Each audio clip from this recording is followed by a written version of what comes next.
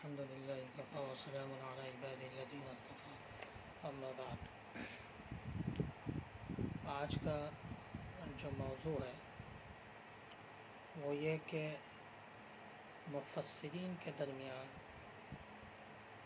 اختلاف کے اسباب۔ عام طور سے جب ہم مختلف تفسیروں کو دیکھتے ہیں جو صحیح العقائد لوگوں نے لکھا ہے تو ان کے درمیان چاہے وہ عربی میں ہوں یا دیگر زبانوں میں ہوں، ان کے درمیان آپ دیکھیں گے کہ ترجمے میں کہیں کہیں فرق ہوتا ہے، کسی آیت کی تفسیر میں فرق ہوتا ہے۔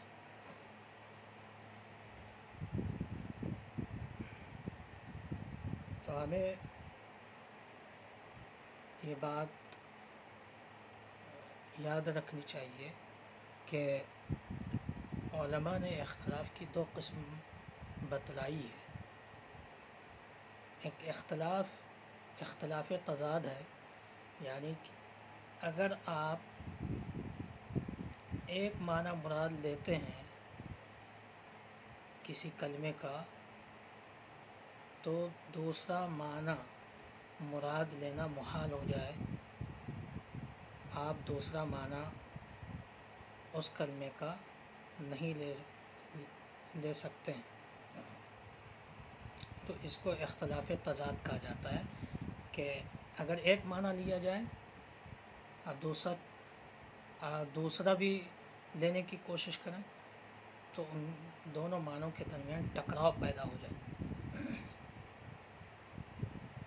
ایک دوسری قسم اختلاف کی وہ ہے اختلاف تنوع،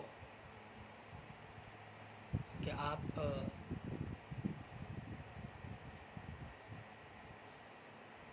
ان میں سے ہر ایک معنی جو ہے ایک دوسرے سے ٹکرا نہیں رہا ہے، یا تو ایک دوسرے کو مکمل کر رہا ہوتا ہے یا ایک دوسرے کے برابر ہوتا ہے، ٹھیک ہے، یا نوعیت میں فرق ہوتی ہے یا جزئیت میں فرق یا نوعیت میں فرق ہوتا ہے یا جزئیت میں فرق ہوتا ہے، جس کو آپ کہہ سکتے ہیں جو ایک فلیکسیبل ورڈ ہو، ٹھیک ہے، تو اس کے کئی معنی اور مفہوم لیے جا سکتے ہیں۔ تو عام طور سے جو ہم اقوال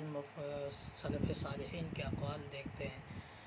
کہ حضرت قتادہ نے اس آیت کی تفسیر میں یا اس لفظ کی تفسیر میں انہوں نے یہ کہا، حضرت مجاہد نے یہ کہا، حضرت جابر نے یہ کہا، حضرت عبداللہ ابن عباس سے یہ نقل ہے، تو یہ جتنے اقوال ہیں ان سارے اقوال کا تعلق دوسری قسم کے اختلاف سے ہے، یعنی اختلاف تنوع، جس میں ٹکراؤ نہیں ہے۔ عام طور سے یہ کہا لوگوں کے ذہن کو اس بات سے جو ہے مشکوک کیا جاتا ہے کہ خود مفسرین کے اقوال میں اختلاف ہے، تو یہ اختلاف کس نوعیت کی ہے یہ جاننے کی ہم کوشش اس ویڈیو میں کریں گے انشاءاللہ، لیکن یہ ویڈیو پہلا پارٹ ہے۔ علماء نے اس کے بہت ساری قسمیں لکھی ہیں اور گنوائی ہیں۔ علماء نے تقریباً 19 قسمیں بتلائی ہیں اختلاف تنوع کی۔ جہاں تک اختلاف تضاد کی بات ہے تو اس کی مثال لے لیجئے کہ سورہ تحریم میں نبی کریم صلی اللہ علیہ وسلم نے جب شہد کھانے پر قسم کھا لی کہ اب وہ شہد نہیں کھائیں گے، اور انہوں نے اس بات کا ذکر حضرت حفصہ سے کیا اور یہ کہا کہ تم کسی اور سے نہ بتانا، لیکن حضرت حفصہ نے حضرت عائشہ سے یہ بات بتا دی، اور اللہ کے رسول صلی اللہ علیہ وسلم کو یہ بات معلوم ہو گئی، تو اللہ کے رسول صلی اللہ علیہ وسلم نے حضرت حفصہ سے یہ جتلایا کہ مجھے تو یہ بات معلوم ہو گئی کہ جس بات کو کہنے سے ہم نے منع کیا تھا، آپ نے اس بات کو حضرت عائشہ سے بتلا دیا ہے۔ چنانچہ اسی پر تو حضرت حفصہ نے پوچھا، قالت من انبأك هذا قال نبأني العلیم الخبیر، کہ آپ کو کیسے یہ بات معلوم ہو گئی کہ میں نے حضرت عائشہ کو بتلا دیا؟ تو حضور پاک صلی اللہ علیہ وسلم نے فرمایا کہ جو ہم بندوں کو زیادہ جاننے والا اور بندوں سے زیادہ واقف ہے، اس نے ہمیں باخبر کیا، یعنی اللہ نے مجھے باخبر، اس بات سے باخبر کیا۔ تو اس کے بعد اللہ تبارک و تعالیٰ نے حضرت عائشہ اور حضرت حفصہ سے یہ کہا، ان تتوبا الی اللہ فقد صغت قلوبکما وان تظاہرا علیہ فان اللہ هو مولاه وجبریل وصالح المؤمنین، کہ اگر آپ دونوں توبہ کر لیتی ہیں، اور چونکہ آپ کے دل حق کے طرف مائل بھی ہو گئے ہیں، یا حضور صلی اللہ علیہ وسلم کی طرف مائل بھی ہو گئے ہیں، تو یہ بہتر ہے۔ اور اگر آپ نبی کے مقابلے میں ایک دوسرے کی مدد کرتی ہیں، تو یاد رکھیے کہ نبی کا ساتھی اللہ، جبرائیل اور نیک مسلمان ہیں، اور اس کے علاوہ فرشتے ان کے مددگار ہیں۔ تو یہاں جس سے ہمیں استدلال کرنا ہے وہ ہے لفظ صغت قلوبکما۔ اکثر مفسرین نے اس کا ترجمہ کجروی سے کیا ہے، حق سے مائل ہو جانے سے کیا ہے، جبکہ یہ ترجمہ معاصرین علماء نے اس ترجمے کی نکیر کی ہے اور غلط قرار دیا ہے۔ اس کی وجہ کیا ہے؟ چونکہ لفظ صغا جو ہے ایسا ہی ہے، یہ اس طرح کے ورب ہے، چونکہ عربی زبان میں بھی فریزل ورب ہے، جس طرح سے انگلش میں فریزل ورب ہے۔ مثال کے طور پر پٹ آپ جب کہتے ہیں تو اس کا معنی ہوتا ہے رکھنے کا، لیکن جب آپ پٹ آف کہیں گے تو اس کے معنی ہوتے ہیں اتارنے کے، اور پٹ آن کہیں گے تو اس کے معنی ہوتے ہیں چڑھانے کے۔ اسی طریقے سے عربی زبان میں بھی ہے کہ جب آپ صغا الا کہیں گے الا کے ساتھ، تو اس کے معنی ہوں گے کسی چیز کی طرف مائل ہونے کے، اور جب آپ صغا عن کہیں گے تو اس کے معنی ہوں گے کسی چیز سے مائل ہونے کے، یعنی کسی چیز سے ہٹنے کے۔ تو اس عام طور سے لیکن فرق یہ ہے عربی زبان اور انگلش میں، کہ عربی زبان میں عام طور سے کبھی ایسا بھی ہوتا ہے کہ اس کے ساتھ جو صلات ہوتے ہیں، جیسے الا اور ان ہم نے کہا، اور جیسے انگلش میں آپ کہہ لیجئے آف اور آن، تو کبھی کبھی یہ حذف کر دیے جاتے ہیں، اور قرآن میں عام طور سے آپ کو بغیر ذکر کیے ہی یہ الفاظ ملیں گے۔ چنانچہ یہ فعل، یہ ورب جو ہے استعمال کیا گیا صغا، لیکن اس کے ساتھ نہ الا کا ذکر کیا گیا اور نہ ان کا ذکر کیا گیا۔ لیکن جب عام طور سے کوئی ورب، عربی کا کوئی ورب بغیر جو ہے صلات کے اگر استعمال کیے جا رہے ہوں تو اس کا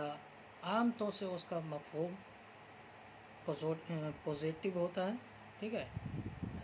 نگیٹو نہیں ہوتا. عام طور سے اس کا مفہوم یہ ہوگا کہ حق کی طرف مائل ہونا. اس کا یہ مفہوم نہیں ہوگا حق سے مائل ہونا، یعنی حق سے ہٹنا.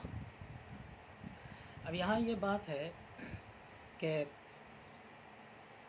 آخر اکثر مفسرین نے کیسے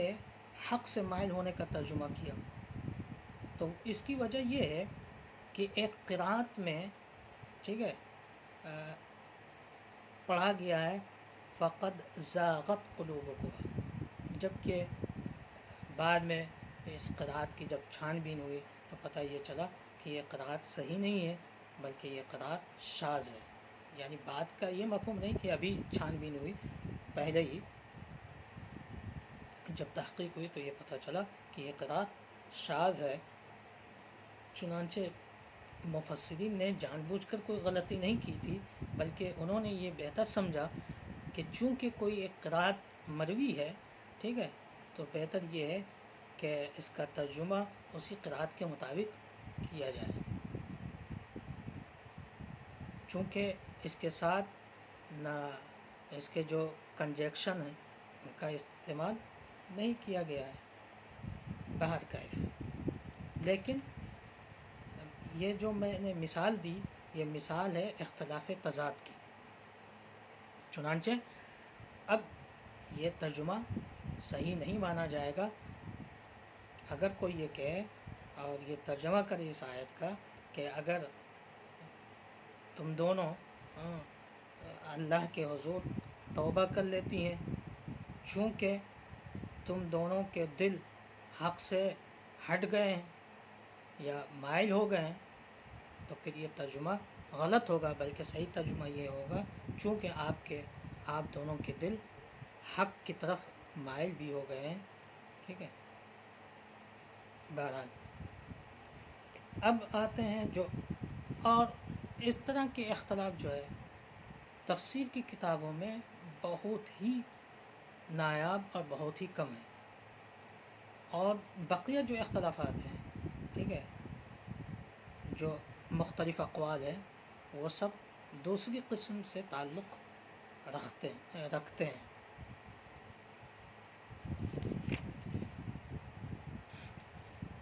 تو پہلا نمبر اختلاف تنوع کی یہ ہے کہ جس میں جزئیت کا فرق ہوتا ہے. مثال کے طور پر قرآن میں سورہ فاتحہ کی 6 آیت اہدنا الصراط المستقیم، تو اب مفسرین کے مختلف اقوال ہیں کہ الصراط المستقیم سے کیا مراد ہے. چنانچہ کسی نے یہ کہا کہ اس سے مراد قرآن ہے، کسی نے یہ کہا کہ اس سے مراد اسلام ہے، کسی نے یہ کہا کہ سنت اور جماعت مراد ہے، کسی نے یہ کہا کہ عبودیت کی راہ مراد ہے، کسی نے یہ کہا اللہ اور اس کے رسول کی اطاعت مراد ہے. تو اگر دیکھا جائے تو ان تمام اقوال کے درمیان، ٹھیک ہے، تنافر نہیں ہے، ان تمام اقوال کے درمیان تضاد نہیں ہے، بلکہ یہ تمام اقوال ایک مفہوم کی طرف اشارہ کر رہے ہیں. البتہ ان میں بعض وہ اقوال ہیں، بلکہ آپ دیکھیں تو قرآن جو کہہ رہے ہیں، جو سنت و جماعت کہہ رہے ہیں، جو عبادت کی راہ کہہ رہے ہیں، تو یہ سب جزئیات بیان کر رہے ہیں. اور الصراط المستقیم کا کلی معنی جو ہوتا ہے وہ ہے اسلام، کلی جو مفہوم ہے وہ اسلام ہے. تو اگر دیکھا جائے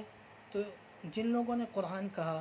یا جن لوگوں نے جو ہے سنت اور جماعت کہا یا جن لوگوں نے عبودیت کی راہ بتلائی، تو یہ سب ایک جزوی معنی اور ایک جزوی مفہوم مراد لے رہے تھے. تو اب یہاں کوئی انسان ایجوکیٹڈ پڑھا لکھا ہے تو وہ سمجھ جائے گا کہ یہاں بہتر کیا ہے کہ ایک کلی معنی مراد لیا جائے تاکہ اس کے اندر خود بخود تمام جزوی معانی اور مفہوم آ جائیں. تو اگر آپ اسلام مراد لیں گے صراط المستقیم سے تو اس کے اندر قرآن بھی آ گیا،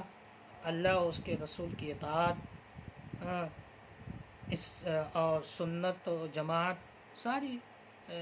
چیزیں آ گئیں. نمبر 2، نوعیت کا فرق. سورہ فاطر کی آیت نمبر 32 ہے. اللہ تعالیٰ نے ارشاد فرمایا ثم اورثنا الکتاب الذین اصطفینا من عبادنا فمنهم ظالم لنفسه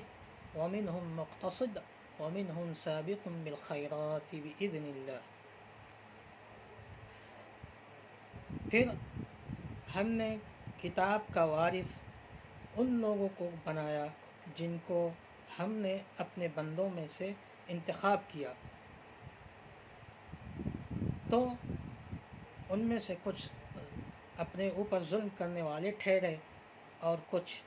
درمیانہ روی اختیار کرنے والے ٹھہرے اور کچھ خیرات میں بھلائیوں کی طرف سبقت کرنے والے ٹھہرے. یہ ایک آیت ہے. اب مفسرین کے ہاں جو معروف ہے کہ ظالم لنفسی سے کیا مراد ہے، تو انہوں نے یہ کہا کہ جو اللہ کے حکموں کو ترک کرے اور اللہ کی منہیات کا ارتکاب کرے، اور مقتصد سے مراد وہ ہے جو اللہ کے مامورات، اللہ کے اوامر کو بجا لائے اور اللہ کی منہیات کو ترک کرے.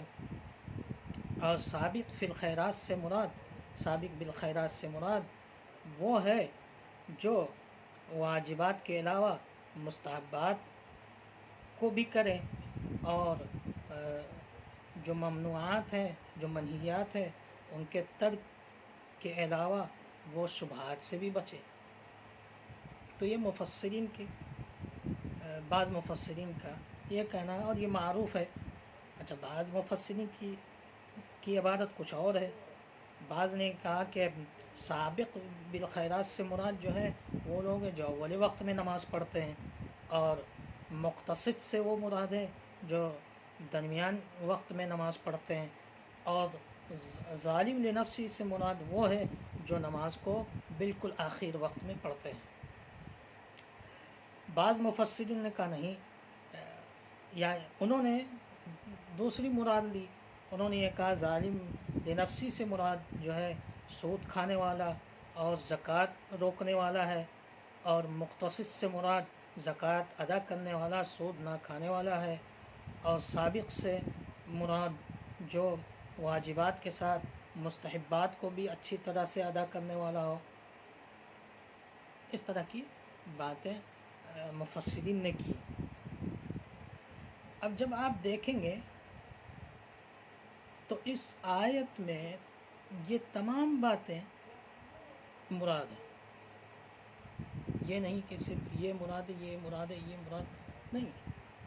چنانچہ یہ جو نوعیت کا فرق ہے، اور انہوں نے یہ کہا اور انہوں نے یہ کہا، تو یہ نوعیت کا جو فرق ہے ان کے درمیان دیکھیں، ان تمام معانی کے درمیان کوئی تضاد نہیں ہے، بلکہ ایک خیرات کی طرف سبقت کرنے والے کو چاہیے کہ یہ تمام صفات ان کے اندر ہو. ایک ظالم کون ہے؟ اپنے اوپر ظلم کرنے والا، جن کے اندر یہ تمام صفات ہوں تو وہ ظالم لنفسی ہے. اسی طریقے سے درمیانہ روی اختیار کرنے والا کون ہے؟ تو یہ تمام صفات جس کے اندر ہو وہ ہے. تو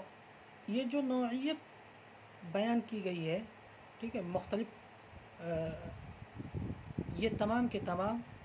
مفہوم اور یہ تمام کی تمام نوعیتیں مقصود ہیں، مقصود بالذات ہے. چنانچہ یہاں آپ جو ہے یہ تمام مفسرین کے اقوال کو یکجا کر کے آپ یہ کہہ سکتے ہیں کہ ان کے یہ معنی ہیں، ان کے یہ معنی اور ان کے یہ معنی. تو دیکھا جائے تو یہ اختلاف تضاد نہیں ہے، جس کے اندر ٹکراؤ ہو وہ اختلاف نہیں ہے۔ جو تیسرا سبب ہے وہ ہے قرآن میں اشتراک لفظی کا استعمال ہوا ہے۔ اشتراک لفظی کسے کہتے ہیں کہ ایک لفظ ہو اور اس کے کئی معنی ہوں۔ انگلش میں بھی ہے، بہت سی زبانوں میں بہت سی چیز ہوتی ہیں، تو ایک لفظ کے کئی معنی ہوتے ہیں۔ اس کی مثال قرآن میں جہاں مطلقہ عورتوں کی عدت کے بارے میں یہ کہا گیا والمطلقات یتربصن بانفسہن ثلاثۃ قروء، کہ مطلقہ عورتیں ٹھیک ہے 3 قروء انتظار کریں۔ تو اب قروء کے معنی حیض کے بھی آتے ہیں، قرء کی جمع ہے قروء، حیض کے بھی ہیں، اور قروء کے معنی طہر کے بھی ہیں۔ چنانچہ اب ان میں سے کس کو لیا جائے؟ طہر کو لیا جائے یا حیض کو لیا جائے، یا طہر اور حیض دونوں کو لیا جائے؟ اس میں اختلاف، کسی نے طہر کو لیا، کسی نے حیض کو لیا۔ تو اب یہ دیکھا جائے کیا یہ اختلاف ٹکراؤ کی صورت پیدا کر رہا ہے؟ تو دیکھا جائے گا، اگر دیکھا جائے تو آپ دیکھیں گے کہ یہاں ابھی کوئی ٹکراؤ کی صورت پیدا نہیں ہو رہی ہے۔ یہاں کسی بھی ایک معنی اختیار کیا جا سکتا ہے، چونکہ اس عدت کا مقصود یہ جاننا ہے کہ مادر رحم خالی ہے یا حمل سے ہے۔ چنانچہ یہ مقصود آپ کے حیض سے عدت گزارنے سے پورا ہو رہا ہے، آپ کے طہر سے عدت گزارنے سے پورا ہو رہا ہے۔ چنانچہ جب مقصود یہ پورا ہو رہا ہے، اس لیے اب اس کے اندر کوئی اختلاف رہا ہی نہیں۔ اب جو چوتھی قسم ہے وہ یہ کہ عام طور سے عربی زبان میں یہ محقق بات ہے کہ کسی بھی لفظ کا سیم معنی دینے والا کوئی لفظ نہیں ہے، اور خاص کر کے اگر کہیں تو یہ تو بالکل طے بات ہے کہ قرآن کے اندر کم سے کم ایسا لفظ نہیں ہے کہ اس کا کوئی مقابل کوئی لفظ ہو اور وہی مفہوم دے رہا ہو۔ چنانچہ جن لوگوں نے ترجمہ کیا ہے، جنہوں نے عربی میں ترجمہ کیا، پھر عربی سے اردو والوں نے ترجمہ کیا، اردو کا دامن تو بہت ہی تنگ ہے عربی کے مقابلے میں، ظاہر سی بات ہے۔ تو جن لوگوں نے عربی میں ترجمہ کیا انہوں نے اس لفظ کی ترجمانی کرنے کی کوشش کی، نہ کہ حرفی ترجمہ انہوں نے کیا۔ مطلب یہ ہے کہ انہوں نے متقارب لفظ لائے، یعنی ایسا لفظ جو اس کے مفہوم کو ذہن سے قریب کر دے، بس یہ نہیں کہ وہ پورا اس کا معنی ادا کرے۔ اور اس کی مثال جیسے کہ سورہ انعام کی آیت نمبر 70 ہے کہ اللہ تبارک و تعالیٰ نے حضور پاک صلی اللہ علیہ وسلم سے فرمایا وَذَكِّرْ بِهِ أَن تُبْصَلَ نَفْسٌ بِمَا كَسَبَتْ لَيْسَ لَهَا مِن دُونِ اللَّهِ وَلِيٌّ وَلَا شَفِيعٌ، کہ آپ قرآن کے ذریعے لوگوں کو نصیحت کرتے رہیے، کہیں ایسا نہ ہو کہ کوئی شخص اپنے کرتوت کی بنا پر اس طرح گرفتار ہو جائے کہ اللہ کے علاوہ اس کا کوئی مددگار اور سفارشی نہ رہے۔ اب جنہوں نے بھی اس لفظ کی تفسیر کی ہے، بعض نے کہا کہ تبصل کے معنی تحبس ہے، یعنی قید کیے جانے کے، بعض نے کہا کہ اس کے معنی ہے ترتہن، کہ گروی رکھنے کے، حضرت ابن عباس رضی اللہ تعالیٰ عنہما سے یہ روایت کی گئی کہ اس کے معنی تفضح کے کہ اسے جو ہے اس کی فضاحت ہوگی، ٹھیک ہے، اسے رسوا کیا جائے گا۔ آپ اگر دیکھیں ان اقوال کے درمیان تو کوئی تضاد نہیں ہے، اس لیے کہ آپ اگر قید کے معنی لیتے ہیں تو بھی صحیح ہے کہ آپ کی جان جو ہے اللہ تبارک و تعالیٰ نے اس زندگی کے بدلے جو زندگی دے رکھی ہے اس کے بدلے آپ کی جان کو جو ہے وہ کیا کر رکھا ہے، اس جو زندگی دے رکھی ہے اس کے بدلے اللہ تبارک و تعالیٰ آپ جو زندگی اللہ نے دے رکھی ہے اس کا بدلہ آپ کی جان کو مقرر کر رکھا ہے۔ تو یہاں قید کیے جانے کا ایک مفہوم ہے، ایک مفہوم یہ ہے کہ گروی رکھنے کا۔ ظاہر سی بات ہے گروی رکھنے میں بھی یہ کیا ہوتا ہے کہ بطور ضمانت آپ کسی سے، یعنی بطور ضمانت آپ کوئی سامان کسی کے پاس رکھتے ہیں اور اس سے آپ قرض لیتے ہیں، تو اگر وہ شخص جس نے آپ کو قرض دیا ہے اگر آپ اس کو وہ قرض نہیں لوٹا سکتے ہیں تو پھر اسے حق ہوتا ہے کہ وہ آپ نے ضمانت کے طور پر جو چیز دے رکھی تھی وہ اس چیز سے فائدہ اٹھائے اور وہ اس کو اپنا لے۔ اور فضاحت یہ بھی اسی مفہوم میں، ظاہر سی بات ہے کہ ایک جان کو جب اس کے کرتوتوں کی بنیاد پر، اس کے غلط کاموں کی بنیاد پر جہنم کسی جان کو جہنم بھیجا جائے گا تو یہ اس کی فضاحت ہی ہوگی، یہ اس کی رسوائی ہی ہوگی۔ تو دیکھا جائے تو جن مفسرین نے الگ الگ الفاظ کے ساتھ تبصل کا معنی ادا کرنے کی کوشش کی ہے، ان تمام مفسرین نے یہ کوشش کی ہے کہ اس تبصل کا مفہوم آپ کے ذہن سے قریب کر دیا جائے، ورنہ تبصل کا حقیقی معنی کسی لفظ سے ادا نہیں کیا جا سکتا ہے۔ چنانچہ یہ بھی اختلاف تضاد نہیں بلکہ اختلاف تنوع ہے کہ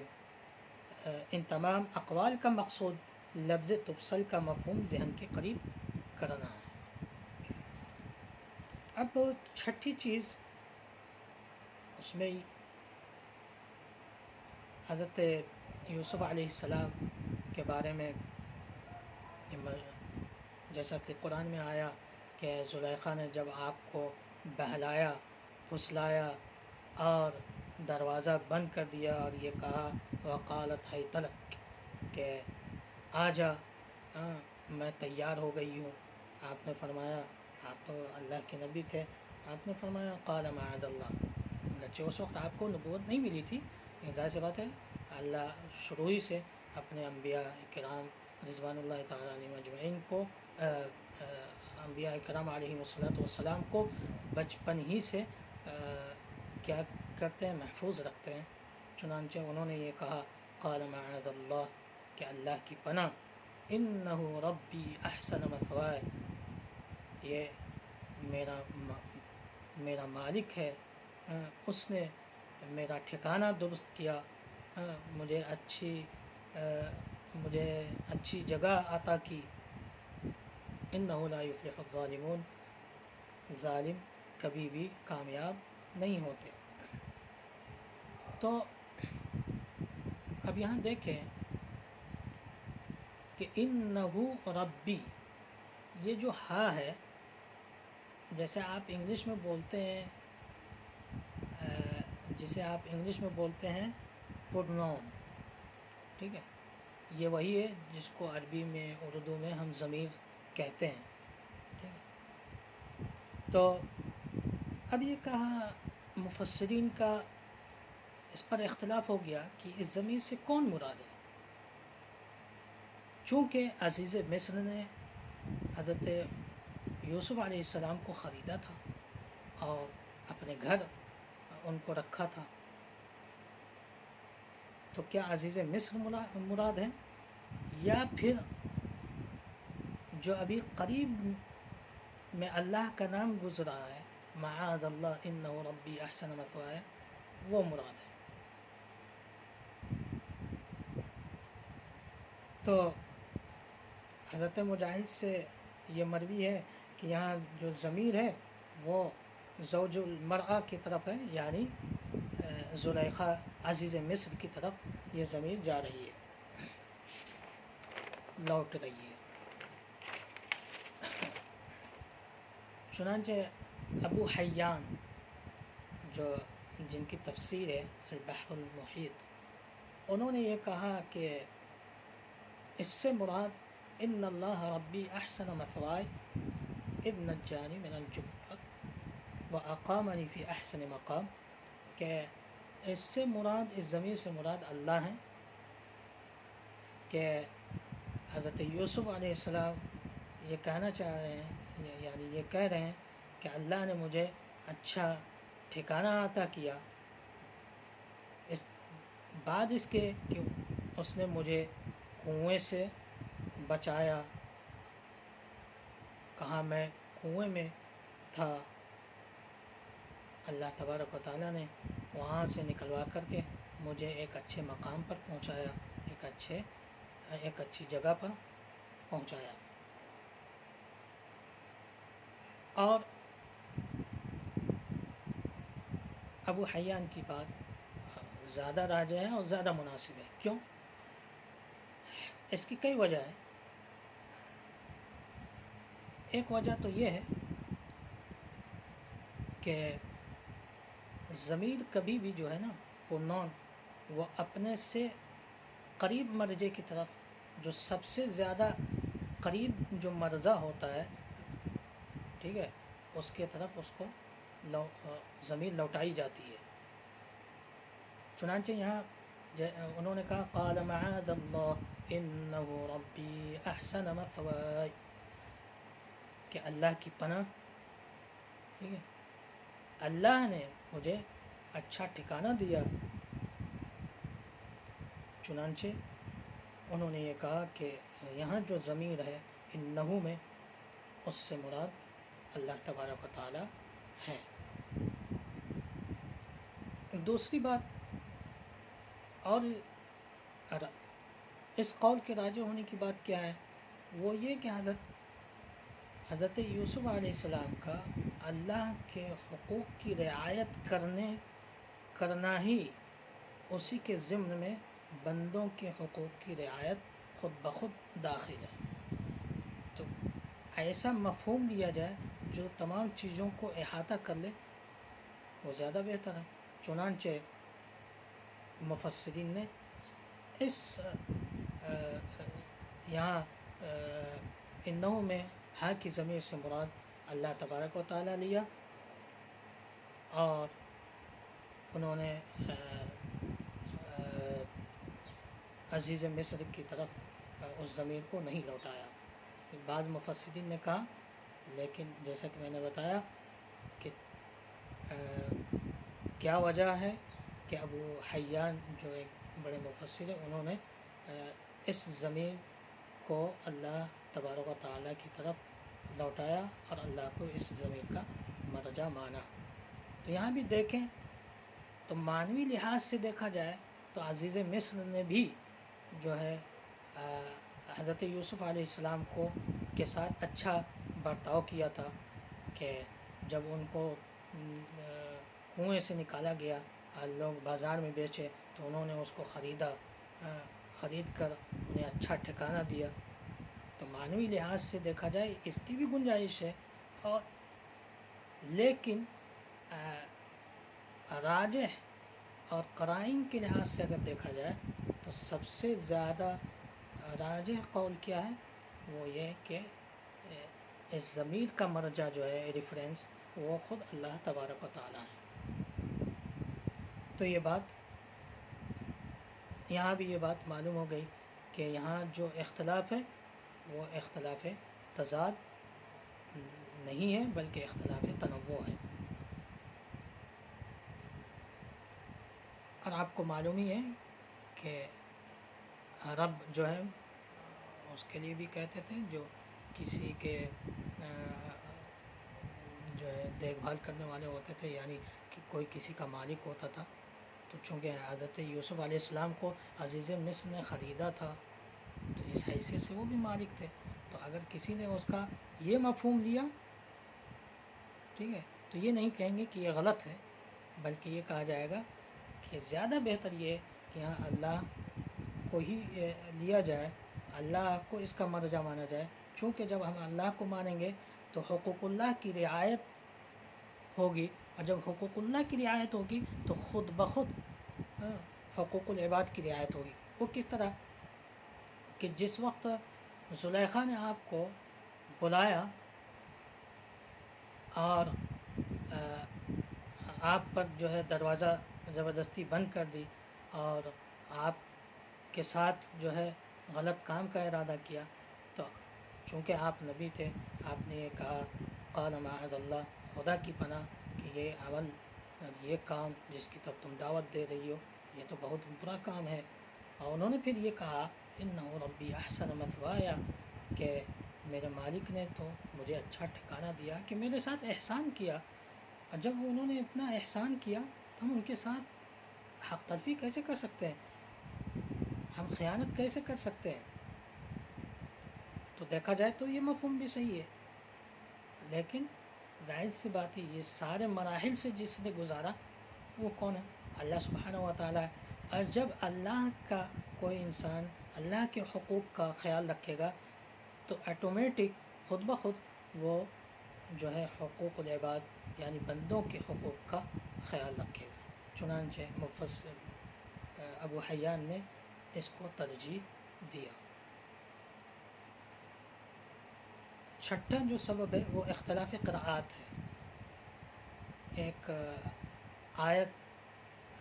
جو ہے یا ایک لفظ جو ہے وہ کئی طریقے سے پڑھا گیا، رسول اللہ صلی اللہ علیہ وسلم سے ثابت ہے، متواتر بھی ہیں، ظاہر سی بات ہے، چنانچہ کوئی اس کا انکار بھی نہیں کر سکتا۔ مثال کے طور پر اسی آیت میں ہے کہ جب وہ دروازہ بند کر دی تو اس نے کیا کیا؟ وقالت حیت لک، تو یہاں تا کے زبر کے ساتھ حیت لک، کہ آ جاؤ میں تیار ہوں۔ دوسری قرأت اس کی ہے وقالت ہیت لک، تو یہاں ہا کے زیر کے ساتھ ہی تلک، اس کے بھی یہی معنی ہے کہ آ جا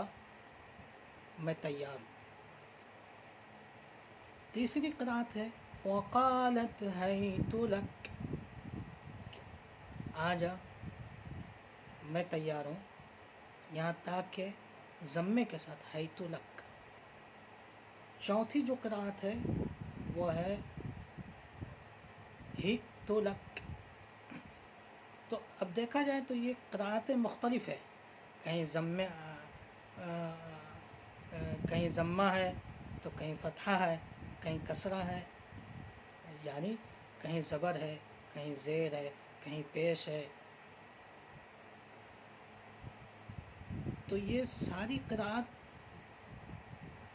دیکھ کر کے ہم یہ نہیں کہیں گے، قرأت میں اختلاف کی وجہ سے ہم یہ نہیں کہیں گے کہ مفسرین کا اختلاف ہے، چونکہ ان تمام کا معنی ایک ہی ہے کہ حلم و اقبل، کہ آؤ میری طرف، فلقد تہیأت لک، کہ میں آپ کے لیے، ٹھیک ہے، میں تمہارے لیے بالکل تیار ہو گئی ہوں۔ تو اب یہاں دیکھا جائے تو ساری قرأت کا معنی ایک ہی ہے، چنانچہ یہ اختلاف قرأت ہے، اختلاف معنی نہیں ہے۔ تو ہم نے اس پارٹ میں اختلاف قرأت کے 6 اسباب بیان کیے ہیں اور یہ بتلانے کی کوشش کی کہ یہ جو 6 اسباب ہیں یہ سب کے سب اختلاف تنوع کی قسم سے ہیں، نہ کہ اختلاف تضاد کی قسم سے ہے۔ ہم نے یہ واضح کیا کہ یہ تمام اسباب جو ہیں اختلاف تنوع سے اختلاف تنوع کی طرف منسوب ہے. انشاءاللہ آئندہ جو پارٹ آئے گا اس میں بقیہ باتیں ہوں گی. وآخر دعوانا ان الحمد للہ.